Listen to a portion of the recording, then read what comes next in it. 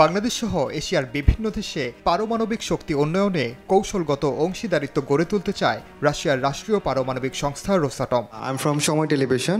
How does Rosatom view the strategic role of nuclear energy in strengthening Russia's diplomatic ties with Bangladesh and other Asian countries? সময় সংবাদের এক প্রশ্নের জবাবে সংস্থাটির first deputy director general Kirill Komarov বলেন, রূপপুর পারমাণবিক বিদ্যুৎ কেন্দ্রের প্রথম ইউনিট চালু হলে তা শুধু পরিচ্ছন্ন জ্বালানি নয়, বরং দেশের সামগ্রিক বিদ্যুৎ ঘাটতি মোকাবেলায় গুরুত্বপূর্ণ ভূমিকা রাখবে। ঢাকা শহরেও মাঝে মাঝে বিদ্যুৎ বিভ্রাট ঘটে, তাই আমরা বুঝতে পারি প্রথম ইউনিটের কাজ সম্পন্ন করা এবং এর কার্যকরী পরিচালনা কতটা গুরুত্বপূর্ণ। বাংলাদেশ ও ভারত এশিয়ায় পারমাণবিক শক্তি উন্নয়নে পথিকৃৎ। বহু বছর ধরে এশিয়ার দেশগুলো পারমাণবিক শক্তি উন্নয়নে সতর্ক অবস্থান নিয়েছিল, কিন্তু এখন আমরা ব্যাপক আগ্রহ দেখতে পাচ্ছি।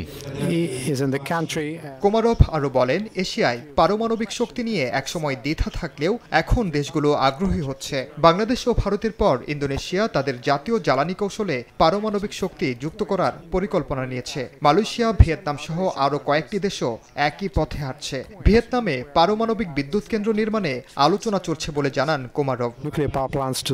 বড় বিদ্যুৎ কেন্দ্রের পাশাপাশি রোসাটম এশিয়ার বিচ্ছিন্ন দ্বীপাঞ্চলের জন্য ছোট আকারের ভাসমান পারমাণবিক বিদ্যুৎ কেন্দ্র নিয়েও কাজ করছে।